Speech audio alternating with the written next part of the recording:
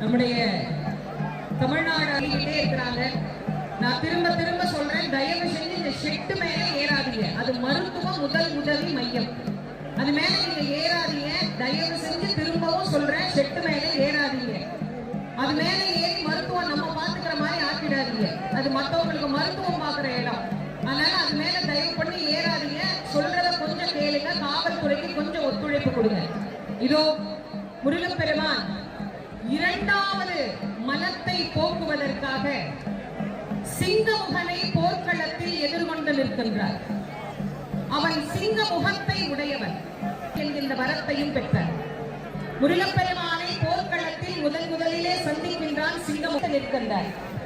சிரித்த முகத்தோடு இருக்கின்றான் சிங்கமுகாசூரன். இப்ப கூட பாருங்க, தலையாட அவன் முருகப்பெருமானை பார்த்து சொல்லுகிறான், முருகா நீ பச்சிலம் பாலகன், 2-3 வயசு குழந்தைய கொண்டுட்டேங்கிற பாவம் எனக்கு வர வேண்டாம்.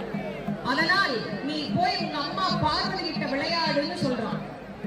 ஆனா முருகன் சிரிச்சிட்டே சொல்றார், சிங்கமுகா விளையாடத்தான் வந்தேன், எங்க அம்மா கூட இல்ல உன் கூட.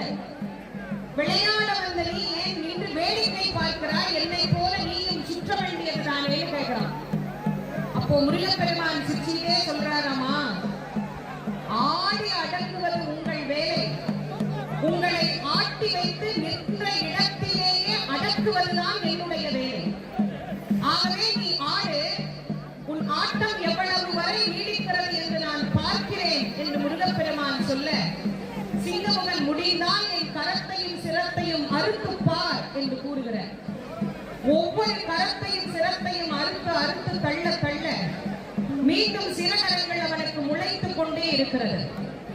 1000 சிறகரங்களையும் அறுத்து தள்ள வேண்டும் என்று நினைக்கிறார். ஆனால் முருகப்பெருமானால் அது முடியவில்லை. சிங்கம் கோடி கோடி கோடி கோடி ஆசைகள் வச்சிருக்கிறோம்.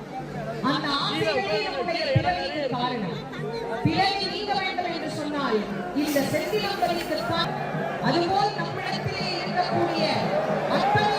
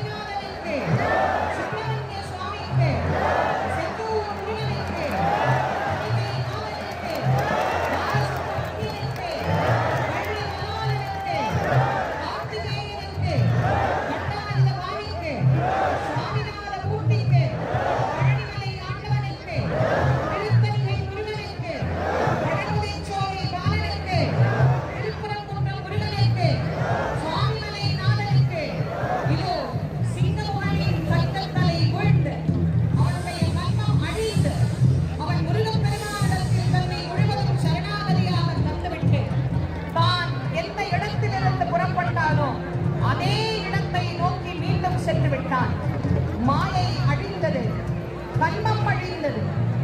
இன்னும் மிச்சம் இருக்கக்கூடியது ஆணவம் ஒன்றுதான். ஆணவம் அத்தனை சுலபமாக அழிந்துவிடும். நான், எனது, என்னுடையது, என்னை தவிர இந்த உலகில் ஒருவரும் பெரியவர் இல்லை என்று எண்ணக்கூடிய சூரபதுமன் அதோ அங்கு தயாராகி கொண்டிருக்கின்றார். சூரனை வென்ற சுப்பிரமணியன் என்கின்ற பெயரை பெறுவதற்காகவே கந்த கடவுள் சூரனை எதிர்கொள்வதற்காக சென்று கொண்டிருக்கின்றார். ஆணவத்தை அழித்து, ஆணவத்தை நீரோடு களைந்து, நம் எல்லோருக்கும் வாழ்வில் எல்லா விதமான ஞான நிலையையும் தந்து